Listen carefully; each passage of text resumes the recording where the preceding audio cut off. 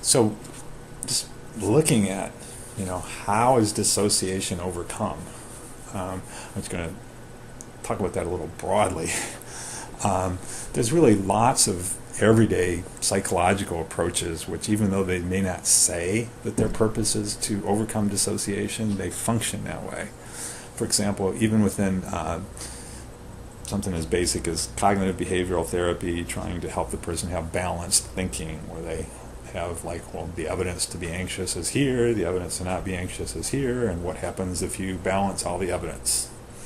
That's basically helps overcome dissociation, because then you're in a sense asking the emotional part what its evidence is, and asking the apparently normal part what its evidence is, and then putting them all together and say, okay, let's fit all this together into one and work as a team and come up with a balanced view. Other kinds of approaches, like mindfulness in particular, and working on acceptance-based therapies, whenever we are willing to accept all of our diverse perceptions and emotions and impulses, then we're moving towards integration and being able to ultimately act from a point where all of that stuff is integrated.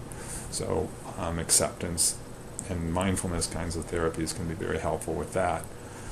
And then everything that helps establish a dialogue where we have one viewpoint relating to another in a meaningful way is helpful in overcoming dissociation. So that can be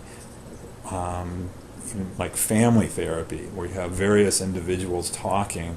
Well, they bring different perspectives together, and that kind of like models for a person how they can bring different parts of themselves together. Also, you can work directly with the voices within a person, and some of that is the person can learn to do that for themselves, to create a dialogue with their different voices. And another way of doing it is have the therapist talk to the diverse voices or parts, or however you want to conceptualize them. So the person might have a voice that tells them to kill themselves, and the therapist can talk directly to that voice.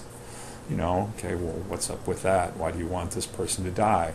What do you think is going to happen to you if this person dies? All kinds of interesting questions about the background and perspective of the voice, and how long it's been around, and all sorts of things can be asked, but in doing so, it sort of creates a dialogue in the sense that, there's more than one perspective here, and how can each part understand the other part. One thing that's key in all these kind of therapies, I think, is if the therapist is good at tolerating uncertainty, because when the therapist can tolerate uncertainty and ambiguity, that really helps the client do the same. And it supports the idea that no part or perspective within the client has the entire truth. And obviously the therapist knows the therapist doesn't have the entire truth. And so with that sense that no part has the entire truth, then there's more value put on the relationship, with each part potentially having something to contribute. And that creates a attitude of being curious and open rather than rigid and dismissive. It's that curiosity and openness that allows for communication between parts, working things out, as opposed to the rigidity and dismissiveness that creates the walls of dissociation. So it really fits in with what I've seen happen in recovery for people with any kind of dissociative problem. And I think really the key qualities in recovery are, it's really two-sided. One side is the ability for, let's say, for each part, really, it's for the ability of each part to set limits with other parts, to avoid the destructive aspects of each part. So if you're looking at it from the point of view of the apparently normal part, of the more, what people often think of as their conscious self, it's the ability to, let's say, if you've got an anxious part, it's the ability to not let it take over and make you avoid things that really aren't dangerous. To avoid, it's kind of like, let's say if you're, again, dealing with an overly anxious part, you want to avoid letting it hurt your life by getting you too much into avoidance or too much against running away from things.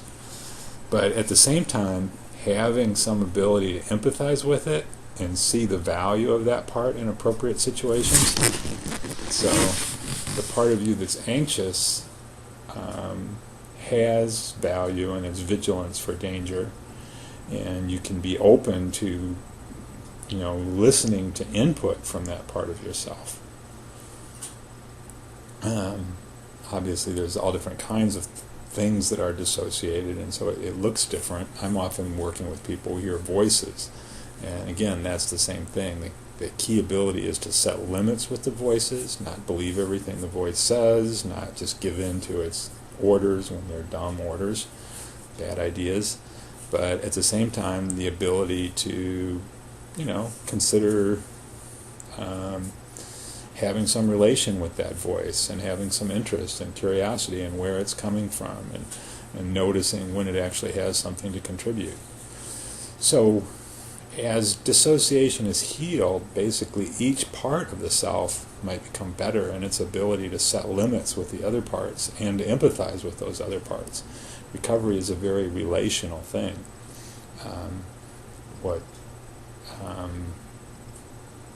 humans are about is relations, both in between individual humans and relations within humans of different perspectives, points of view, emotions and thinking, all of that kind of stuff. And I think if we start seeing this as what's key in the mental health field, that our mental health system will start making a lot more sense, and people will actually have a lot more opportunities for recovery. So thanks for listening. Let me know what you think. Okay?